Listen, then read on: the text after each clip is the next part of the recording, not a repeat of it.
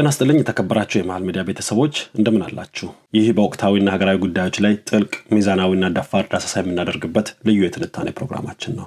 ፕሮግራሙን አዘጋጅቼ ወደ እናንተ በማድረስ እኔ ደሳለኝ ከእናንተ ጋር አጭር ግን እጅግ ወሳኝ ቆይታ አደርጋለሁ። በዛሬው ዝግጅታችን ትኩረት የምናደርገው አቶ ዘመነ ካሴ ትናንትና ባደረጉት የቪዲዮ ንግግር ላይ ነው።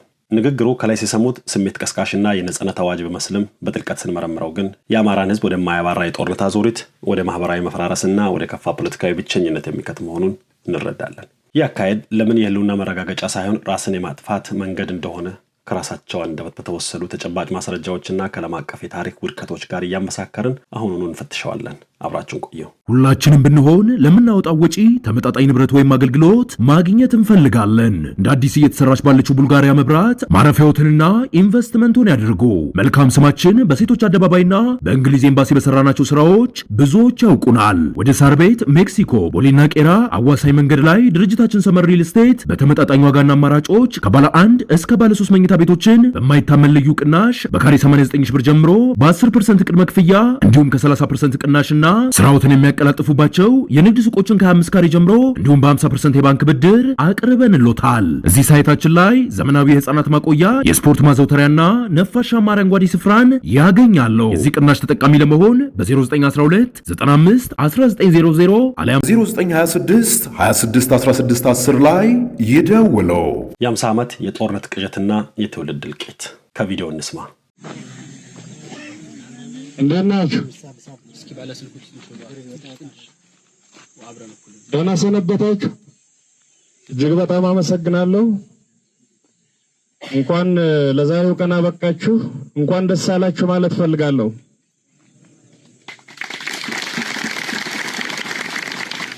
ከእናንተ ፊት በዚህ ቀን በዚህ ቅጽበት ስለቆም ከፍተኛ የሆነ ክብርና ኩራት ይሰማኛል። መድኃኔዓለምንም አመሰግናለሁ። አጭር መልእክት ይኖረኛል። በቅጡ ለማስተላለፍ እንዲመቸኝ በጽሁፍ ይዣለሁ፣ አነባዋለሁ።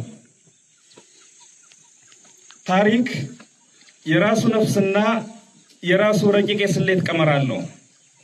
ከነመፈጠራቸው የማይተዋወቁ ሁለት ሰዎችን በራሱ ልብ መርምሮ በራሱ ቀመር አንጥሮ ከየጥጉ ጎትቶ አምጥቶ ለአንድ ወርቃማ ዓላማ ሲል ያገናኛቸዋል። እናም ለብዙሃኑ እውነትና ነጻነት እንደ ጧፍ ያበሩ ዘንድ በፍቅር ያሰልፋቸዋል። ይበራሉ። በድቅድቅ ጨለማ መሃል የተስፋ ብርሃን የነጻነት ወጋገን ይሆናሉ። ይህ አስበው የማይዘልቁት የታሪክ ጥልቅ ምስጢር ነው። ታሪክ እኔንና እናንተንም በዚህ ዘመን በዚሁ ስሌት ለአንድ ወርቃማ የትውልድ ፕሮጀክት አገናኝቶናል። ዛሬ እየታገልን ነው፣ ነገ እናሸንፋለን፣ የአማራን ቀን እናመጣለን። በድጋሜ እንኳን ደስ አላችሁ። ህልውናችን እስካልተረጋገጠ ድረስ የዛሬ 50 ዓመት በዚህ ቦታ ላይ ሌላ አማራ ቆሞ ሁልጊዜም ስለመሰልጠንና ስለመዘጋጀት አስፈላጊነት ሊናገር ይችላል። መደራጀታችን፣ መሰልጠናችን፣ መታጠቃችንና ለህልውናችን መታገላችን የሚቆመው ህልውናችን የተረጋገጠለት ብቻ ነው። የንግግሩ ተጨባጭ ቃል ህልውናችን እስካልተረጋገጠ ድረስ የዛሬ 50 ዓመት በዚህ ቦታ ላይ ሌላ አማራ ቆሞ ሁልጊዜም ስለመሰልጠንና ስለመዘጋጀት አስፈላጊነት ልናገር ይችላል።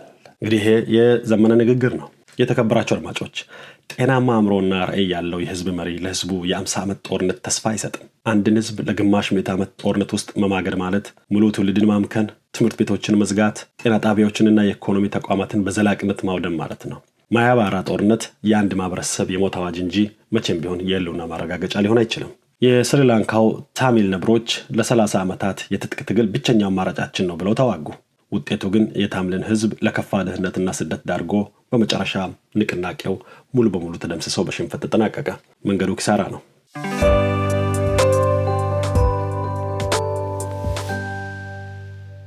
የሰላም በሮችን መዝጋትና ራስን ማግዘፍ ከቪዲዮ እንስማ። ወደ አብይ አህመድ መተኮስና አብይን ማሸነፍ ቀላል፣ ከባዱ ወደ ራስና ጓደኛ ድክመቶች ማነጣጠር ነው። አብይ በታንክና በድሮን ያልቻለውን ጦርነት በገንዘብ በሽማግሌና በወሬ ሊያሸንፈን እየሞከረ ነው። አንዳንዴ ከሺህ አብይ ታንከኛ አንድ ወሬኛ ትግላችን ላይ ጉዳት ሊያደርስ ይችላልና ጥንቃቄ ማድረግ ያስፈልጋል። እንግሊዞች ስራ ለፈቱ እጆች ሰይጣን ስራ ይፈጥርላቸዋል ይላሉ። ብዙ ጊዜ የወሬና ሐሜት ምንጩ መቦዘን ስለሆነ እያንዳንዱን ደቂቃ ለትግላችን በመድከምና በመስራት በማሰብ እናሳልፍ።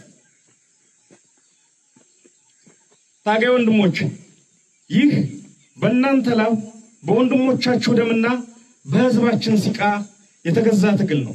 የአብዮቱ ዘበኞች እናንተ ናችሁ።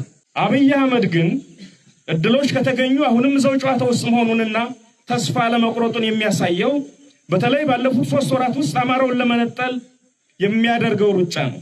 በዚህ መሃል አንዳንድ አውቀው የተኙ ወይንም በአሞሌ ጨው ራሳቸውን የሸጡ የኛን ወገኖች ሳይ ሌላው ሁሉ ይቅር፣ ይህ ሁሉ ሩጫና ግርግር አማራን ብቻውን አቁሞ ለማጥፋት በመመኘት የሚደረግ መሆኑን እንዴት ማወቅ ተሳናቸው እላለሁ። ለዚህ ፍኝ እድሜስ ስንት ዓመት አሞሌ ይላሳል?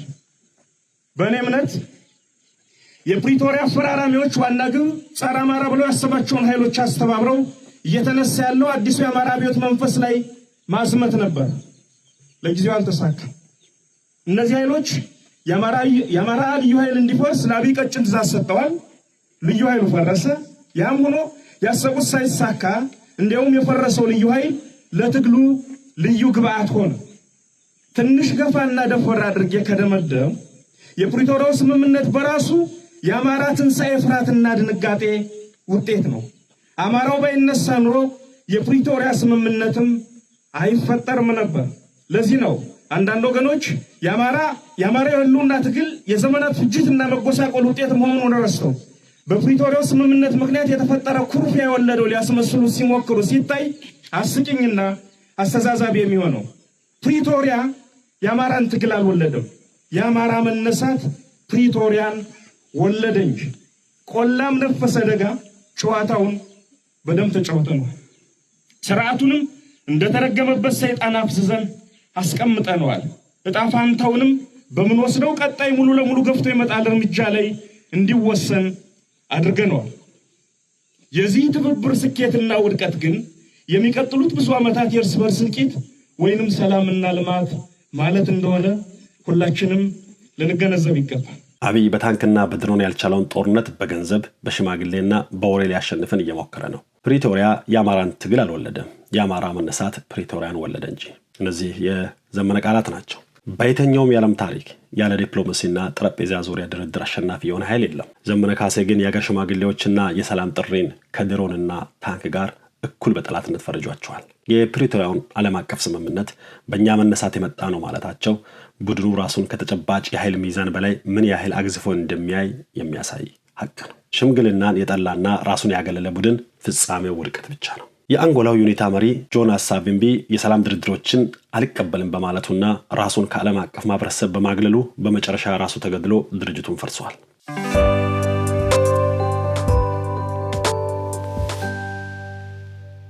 የማህበረሰብን የጀርባ አጥንት መስበር ከቪዲዮ እንስማ። ባለሀብት ነን የምትሉና ይህን ትግል ለማፍረስ በድለላ የተሰማራችሁ ወገኖች ታው ከፀሐይ በታች የምትሰሩት እያንዳንዱ ስራ ይታወቃል። እንኳን ከህዝብ ከጎረቤት ተጣልቶ መኖር ይቸግራልና አስቡበት። አርፋችሁ ስራችሁን ስሩ። በዚህ የፖለቲካ ድለላ ውስጥ የተሰማራችሁ አንዳንድ የሃይማኖት አባት ነን የምትሉ የየቤተ እምነቱ ሰዎችም ከዚህ ድርጊታችሁ ተቆጠቡ። ሌላው ቢቀር ቤተ እምነታችሁን ለሚያፈርስ ኃይል አካፋ አቀባይ አትሁኑ። ለምድርም ለሰማይም የማይሆን ነገር አትስሩ። በ80 ዓመታችሁ የ30 ዓመት ጆሮ ጠቢን አትፍሩ። በውድቀታችሁ የጣላችሁትን ዘመንና ህዝብ ልናቃና ስንደክም ደንቃራ አትሁኑ። ትንሽ እንኳን ፍሩ። ባለሀብት ነን የምትሉ በድለላ የተሰማራችሁ፣ የሃይማኖት አባት ነን የምትሉ በ80 ዓመታችሁ የ30 ዓመት ጆሮ ጠቢ አትሁኑ ከንግግሩ የተወሰደ ነው። የማንኛውም ማህበረሰብ የጥንካሬ መሰረት ኢኮኖሚው፣ ባለሀብቱ እንዲሁም የሞራል ዳኝነቱ የሃይማኖት አባቶችና የሀገር ሽማግሌዎች ናቸው። እነዚህን የማህበረሰብ ምሰሶዎች ሰላይና ደላላ እያሉ በአደባባይ ማዋረድ ህዝብን ከውስጥ የማፍረስ አጥፊ ተግባር ነው። የራስን ማህበረሰብ የጀርባ አጥንት በመስበርና የሃይማኖት አባቶችን በማስፈራራት ነፃ የሚወጣ ህዝብ መቼም ተፈጥሮ አያውቅም። የካምቦዲያው ካሜር ሩጅ መሪ ፖል ፓት የሀገሪቱን ምሁራን ባለሀብቶችና አባቶች በጠላትነት ፈርጀው በማጥፋቱ ካምቦዲያን የደም ምድር አድርጓታል። የካምቦዲያው ካሜር ሩጅ መሪ ፖል ፓት የሀገሪቱን ምሁራን ባለሀብቶችና አባቶች በጠላትነት ፈርጀው በማጥፋቱ ካምቦዲያን የደም ምድር አድርጓት አለፈ። የራስን ልሂቃን ማጥቃት የሚያመጣው የኢኮኖሚ ድቀት እንጂ ነጻነት አይደለም።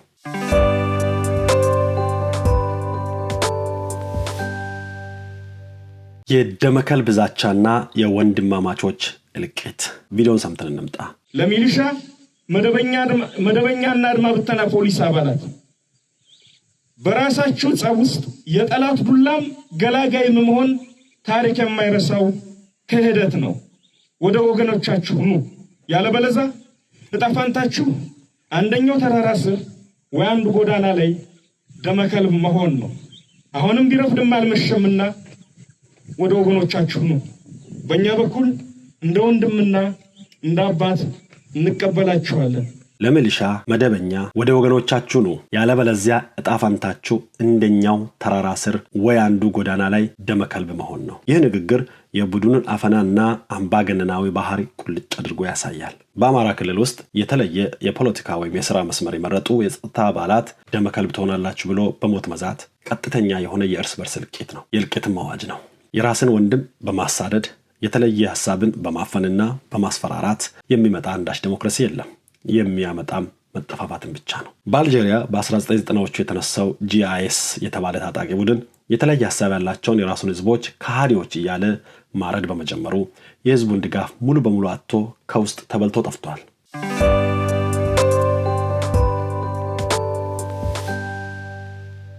የዓለም አቀፍ ፖለቲካ መሐይምነት ቪዲዮን ሰምተን እንመለስ።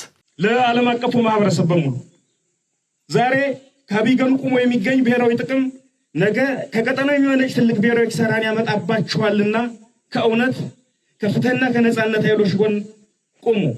በተለይ አንዳንድ ሀገራት አብይ አህመድን መደገፍ አቁሙ።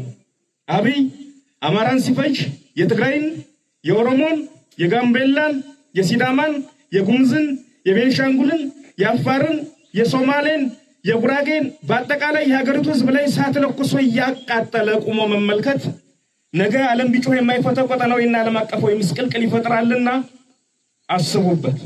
ፍትህና ነጻነት ደንበር የላቸውም። እንደ ፀሐይ ለሁሉም መሆን ለሁሉም መድረስ አለባቸው። ሁልጊዜም ቅድሚያ የሚሰጠው ለሀገራት መረጋጋት ስቴቢሊቲ ነው። ዓለም አቀፉን ማህበረሰብ ቀጠናዊ ምስቅልቅል እንፈጥራለን ብሎ መዛት የቡድኑን ዓለም አቀፋዊ የፖለቲካ መሐይምነት ያጋልጣል። ይህ አካሄድ በዓለም አቀፍ ደረጃ አሸባሪ የሚል ታፔላ እንዲለጠፍበትና ማንኛውንም የዲፕሎማሲ በር በገዛ እጁ እንዲዘጋ የሚያደርግ እብደት ነው።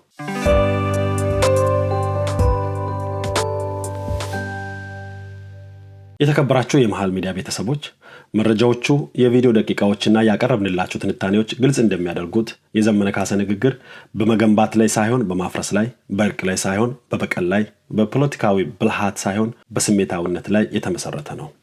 ህዝብን በ50 ዓመት ጦርነት እሳት ውስጥ መማገድ፣ የሀገር ሽማግሌን ማዋረድና የገዛ ወንድምን በሞት መዛት ፍጻሜ ውድቀትና ውድቀት ብቻ ነው። የአማራ ህዝብ ታላቅነትና ብልሃት የሚጠይቀው ይህን የጥፋት መንገድ ትቶ በሰለጠነ የፖለቲካ ትግል፣ በጠንካራ ተቋማዊ ግንባታና ከሌሎች የኢትዮጵያ ህዝቦች ጋር በሚደረግ የጋራ መግባባት የፖለቲካና የኢኮኖሚ ጥያቄዎችን ማስመለስ ነው። ለዛሬ ያዘጋጀንላችሁ የትንታኔ ፕሮግራማችሁ ይህን ይመስል ነበረ።